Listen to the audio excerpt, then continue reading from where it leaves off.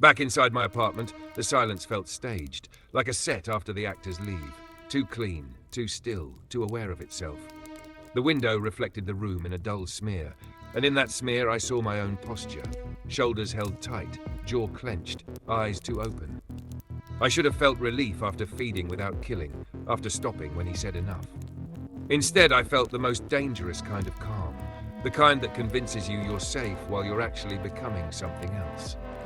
My tongue still carried the metallic memory, and my throat, finally quiet, seemed to mourn the noise it had made for hours. I sat down, then stood again, then sat, unable to commit to any shape for longer than a few seconds. The hunger wasn't screaming now, but the absence of it didn't feel like peace. It felt like a predator crouching in tall grass, waiting for the right moment to rise. I washed my hands even though there was no blood on them, as if scrubbing my skin could remove what had happened. When I leaned over the sink, the mirror caught me in a hard angle. Pale face, eyes too dark, lips slightly parted like I was still tasting it. I tried to summon guilt, tried to force my mind to react the way a human mind would. But the guilt came late and thin, like an echo traveling through an empty hallway. In its place was something simpler. Satisfaction. Not emotional, not moral, physical. A mechanism acknowledging it had been oiled. A body recognizing fuel. I didn't sleep, not because I couldn't, but because sleep suddenly felt like surrender. Every time I closed my eyes, I saw the stranger on the bench, head bowed, life humming bright and loud beneath fragile skin. And I felt the moment my teeth met their flesh as clearly as if it was still happening. There was a sharp line I could trace in my mind. Before the bite, I was trembling. During the bite, I was steady. After the bite, I was empty in a new way. I kept hearing his voice, enough, like a bell rung in a cathedral, a command that had saved both of us. But another voice threaded itself beneath it, softer, private, and far more persuasive. It didn't shout. It didn't even sound like a voice. It was more like a thought that didn't belong to me, wearing my own inner tone so I wouldn't notice the theft. You could have taken more. You could have stopped later. You could have made them forget you entirely. I pressed my palms to my temples as if I could hold my mind in place, but the whispers seeped through my fingers. When the city outside turned quieter, when the last late-night cars faded, I could hear human lives like distant music. A couple arguing 2 buildings away, a drunk laughing alone on the sidewalk, someone coughing behind a closed window. Each sound connected to blood, and blood connected to the hollow in me. I had believed hunger was the enemy. Now I understood hunger was an education, and every lesson came with a test. Near dawn, I felt it.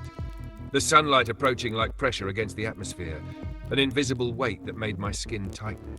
I closed every curtain, sealed the room into a box of darkness, and only then did my body ease. I lay down on the bed and stared at the ceiling, not blinking for long stretches. In the old life, fatigue would have claimed me. In this new one, exhaustion was replaced by a strange persistence, as if the body was always ready to react, always prepared for danger. I thought about the stranger I'd fed from and tried to imagine what they would remember. A sudden dizziness, a blank moment, a dreamlike fear that would fade by morning. That thought should have comforted me. It didn't. It frightened me more than the bite itself, because it meant the night could take from a person and the day would erase the evidence. It meant what I was becoming could exist cleanly in the world, leaving no stain that anyone could point to. And somewhere inside me, that idea sparked not horror but possibility. I sat up too fast, angry at myself for even sensing that spark. My heart gave a slow, heavy beat, like a drum played by someone who wasn't in a hurry. I whispered my name again, as if I could anchor it to the bed frame. I am Damon, but the words didn't fully reach me. They floated near my skin, unable to pierce deeper. I woke, if waking is the right word for it, late the next night with a thirst that felt sharpened, as though the hunger had used the daylight hours to refine its blade. The previous feeding had quieted it, but it had also taught it what it wanted. It didn't simply want blood. It wanted the act. It wanted the closeness of skin, the tremor of a pulse under the mouth, the brief dominance of deciding how much life to take. I stood in the dark and tried to breathe, a habit that now served only to measure panic. The whispers returned immediately, as if they'd been waiting at the edge of consciousness for me to open the door. Go out, find warmth, find the sound. My fingers twitched. My fangs, hidden but always ready, ached like nerves exposed to cold air. I dressed without thinking, choosing dark clothes because part of me knew I'd be seen differently now. The street outside was alive with ordinary night. People heading home, music leaking from bars, the smell of fried food and gasoline. Under it all, the deeper scent called to me like a path. Blood wasn't one smell. It was a universe of smells, each person slightly different, each life carrying its own signature. My mouth filled with saliva I didn't need. I clenched my jaw until it hurt, and the pain felt good because it proved I could still control something. I began walking fast, then faster, as if speed could outrun desire. But the hunger moved with me, inside me, perfectly matched. The park from last night pulled at my memory like a hook, and I hated that it did. I avoided it, cutting through streets I'd never noticed before, drawn toward quieter places where fewer eyes could witness my struggle. I told myself I was being careful, that I was choosing isolation for safety. The truth was uglier. Part of me wanted to be alone with it, wanted to stop pretending I could stay human by remaining near humans. The city thinned into residential blocks. A stray cat watched me from a wall, eyes reflecting faintly. I heard a television behind a curtain, a laugh track repeating as if the world were trapped in a loop of fake happiness. Then closer, much closer, a heartbeat. It wasn't the distant thrum of someone behind glass. It was on the sidewalk ahead, moving in the same direction as me. A woman walking alone, headphones in, shoulders tucked against the cold. Her pulse was steady but slightly elevated, maybe from the brisk pace, maybe from thinking about something she didn't want to think about. The scent of her skin cut through the air like a bright thread. My steps slowed without permission. My vision narrowed. The whispers became almost tender. Just a sip. She won't even know. I tried to look away. My eyes returned to her neck like magnets finding metal. She adjusted her scarf and exposed a line of pale skin, and the hunger surged so violently I staggered. My nails bit into my palm. The pain didn't deter me. It simply reminded me I still had hands to clench. I turned hard into a side street and pressed myself against a wall, breathing, still breathing through clenched teeth. The woman walked past the intersection, unaware of how close her life had come to intersecting with mine in a way she could never imagine. I stayed frozen until her footsteps faded. For a moment I felt triumphant. I resisted. I won. Then the hunger laughed inside me, softly, without words, and the triumph crumbled. Because the hunger hadn't weakened, it had learned. It had watched my restraint and adjusted its strategy, shifting from demand to persuasion. It offered images, her leaning toward me willingly, her eyes glazed with trust, her lips parting as if she wanted me near. It offered lies shaped like comfort. I squeezed my eyes shut, and the darkness behind my eyelids filled with red. When I opened them, my senses were sharper, my patience thinner. I understood with a cold certainty that resisting forever wasn't an option. Not with raw will. Not without rules. Not without someone like him. That realization made me furious because it meant I was not only becoming dependent on blood, but dependent on the one who had placed that need inside me. I kicked the wall hard enough to crack something, brick or my own restraint. The pain in my foot was distant, irrelevant. The hunger remained close, intimate, eager. When he appeared, it was not dramatic. There was no swirl of shadow, no theatrical entrance. 1 second, the street behind me was empty. The next, he was there, leaning casually as if he'd been walking beside me the whole time. His face looked the same as always, young, composed, almost beautiful in a way that felt unfair. The night wrapped around him like it belonged to him. He studied me with a quiet interest, his gaze sliding over my clenched hands, my rigid posture, the faint tremor in my throat. "You're burning," he said. Not accusation, not sympathy, observation. I didn't answer, because any answer would have been confession. He stepped closer. The air seemed to cool. "It's stronger tonight," he continued, as if we were discussing weather. "Because you fed. The first time is never the hardest there. The first time teaches you what relief tastes like, and then your body begins to demand it as truth." His eyes held mine. "Tell me what you almost did." I wanted to lie. I wanted to say nothing. But lying felt impossible under that gaze, like trying to hide a flame by placing your hand over it. "I followed someone," I said. My voice sounded rough, scraped. I wanted. The word stuck. He waited. I wanted to take. He nodded, almost approving. Good. Honesty is the first leash you'll learn to hold. He led me away from the streetlights, deeper into a path lined with bare trees, their branches cutting the sky into sharp pieces. The city noise softened until all I heard was the forest's quiet conversation. Leaves shifting, distant animals, wind rubbing against bark. I didn't know there was a forest this close. Or perhaps it wasn't close. Perhaps he guided us in a way that bent distance. Eventually, a structure emerged between the trees. A house, old and secluded, sitting like a thought someone tried to forget. A cabin, really, but larger than the word suggests, with dark windows and a porch that sagged slightly. Behind it, the forest stretched on. The air around the cabin smelled different, less human, more ancient. My hunger didn't fade, but it became cautious, like an animal stepping into someone else's territory. "This is where you learn," he said. He didn't call it home. He didn't call it safe. He simply opened the door and stepped inside, and the darkness swallowed him as if welcoming an old friend. I followed because I had nowhere else to go. Because I had already tasted what I was, and taste is a form of knowing that cannot be undone. Inside, the cabin was spare but deliberate. A wooden table, 2 chairs, a fireplace that hadn't been lit in a long time, shelves with books whose spines looked too worn to belong to a normal person's life. The air was cold, but not unpleasant. It felt preserved. There were no mirrors, no clocks. I noticed those absences immediately, as if part of my mind had begun cataloguing things that threatened vampires. He watched me notice. "You're adapting," he said. "Good." Then, from somewhere deeper in the cabin, a movement. Another presence. My entire body reacted before thought caught up. My senses sharpened, scanning the shadows. A figure stepped into the dim light, tall, quiet, hair long enough to frame a pale face. Their eyes were fixed on me with an expression that wasn't curiosity. It was assessment.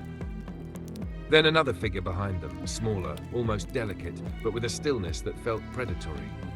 2 more presences lingered beyond the doorway, not fully entering, watching from the dark like wolves deciding if the newcomer belonged in the pack. My breath hitched out of habit. He hadn't said there were others. Of course he hadn't. He liked to let truth arrive like a blade. "This is Damon," he announced, as if presenting a tool freshly forged. He's newly turned. The tall one's gaze didn't soften. "He looks hungry," they said, voice low, almost amused. The smaller one smiled faintly, and the smile carried a hint of something cruel. My hunger responded instantly, mistaking their lifelessness for challenge, for threat, for something to prove. I realized with a jolt that my hunger wasn't only about humans. It was about hierarchy, about power. The whispers changed tone, becoming sharp. "They're watching you. Don't look weak." My hands curled into fists again. He stepped between me and them without touching me, a simple shift of position that reminded everyone in the room who controlled the space. "He will feed," he said, "but not on you." The tall one laughed quietly. "Of course not," they replied. "New ones always think they're in charge until their first mistake." My chest tightened. The words weren't an insult, they were a prophecy, spoken with the casual certainty of someone who had seen it happen too many times to count. He turned back to me, and his voice lowered until it felt like it was meant only for my ears. "Tonight," he said, "you learn what happens when control fails, not in theory, in reality." He moved toward the table and picked up a small object, metal, catching a faint sliver of light. A blade. Clean, thin, purposeful. He set it down on the wood with a soft click that sounded louder than it should have. "Blood calls to blood," he continued, "and when you answer too eagerly, you don't just take, you destroy." My eyes fixed on the blade, then drifted toward the others, then back to him. My throat tightened again. "I don't want to destroy anyone," I said, and the sentence felt honest, but honesty was not enough. He nodded slowly. "Then you must learn how close you can come without falling." He glanced toward the doorway, and one of the shadowed figures stepped forward, dragging someone with them. Human, alive, struggling weakly, mouth covered, eyes wide with terror. The scent hit me like a fist, fresh, warm, panicked. My fangs slid down without permission, and the hunger rose so fast it felt like it would tear my mind in half. The whisper inside me stopped whispering. It spoke like a command shouted in my blood. "Take, now!" I took one step forward, then another, and the room tilted as my instincts seized the wheel. The human's pulse was a siren. Their fear was perfume. My hands reached out, not violently at first, almost gently, as if some leftover humanity wanted to pretend this could be tender. The human made a muffled sound behind the hand covering their mouth, and that sound tightened something in my chest that might have been conscience, might have been excitement. My mentor's voice cut through the roaring in my skull. "Look at me, Damon." I tried. The human's neck was right there, a vein pulsing like a promise. I swallowed and my throat burned with need. "Look at me," he repeated, sharper now. I forced my eyes upward and his gaze caught mine like a hook through flesh. "If you lose yourself," he said quietly, "you won't come back the same. You will think you can stop. You will think you can choose mercy at the last second. That is the lie hunger tells." My hands trembled. The human struggled harder, and the scent intensified. The others watched, silent, waiting for my failure the way people wait for a storm they're sure will arrive. My mentor's voice softened again, almost intimate. "Now," he said, "listen to your body. Feel how it pulls, feel how it lies, and decide what you are." I looked at him, and for a moment the hunger hesitated, not because it respected him, but because it recognized something older and stronger than itself. My body leaned forward, my mind pulled back, and the space between those two forces stretched painfully thin. The human's fear spiked, sharp and electric, and that spike shot straight through me. My hands closed around their shoulders. Warmth, fragility, life. The whisper inside me surged again, louder, impatient. "Just a moment, just enough. No one will stop you." My fangs brushed skin and the contact sent a shock through my spine, so violent I nearly groaned. I felt the exact point where everything could tip. 1 inch more, 1 second longer, and Damon would disappear under the weight of something far more honest and far more monstrous. Then the human cried out. Not loudly, not clearly, but with a sound that cut through the hunger like glass. It wasn't just fear, it was recognition. In that sound was the awareness of another consciousness pressing too close, of death leaning in to listen. Something in me recoiled. Not because I was kind, not because I was good, but because I remembered what it felt like to be on the other side of that sound. To be the one whose life suddenly narrowed to a single point of terror. My hands tightened, then loosened. My mentor's voice was calm, steady, anchoring. "That's it," he said. "That moment right there. That's where you live now." My fangs retracted slowly, painfully, like muscles resisting a command. I pulled back with a sound that might have been a growl, might have been a sob. The humans sagged as the grip on them loosened, breath coming in broken gasps. Someone else caught them, dragged them away, the scent fading just enough to keep me standing. The hunger didn't vanish. It howled.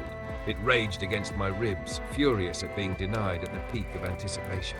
My vision blurred, edges pulsing red, and for a second I thought I might tear the room apart just to release the pressure.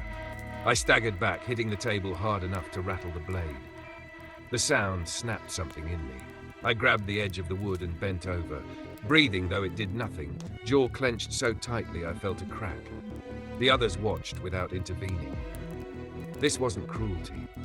This was education. My mentor stayed where he was, letting the hunger burn through me without giving it an outlet.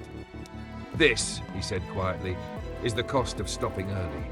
You don't get comfort, you don't get relief, you get to remember who's in control." I wanted to scream that it wasn't me, that it never felt like me. But even as the hunger tore through my senses, I knew that was another lie. It used my body because my body allowed it. Minutes passed, or seconds. Time was useless in that state. Gradually, the hunger dulled from a scream to a snarl, then to a low, constant pressure. My legs stopped shaking. I straightened slowly, every movement deliberate, afraid of what might happen if I moved too fast. The cabin felt smaller now, saturated with the aftermath of restraint. My mentor studied me with something like approval.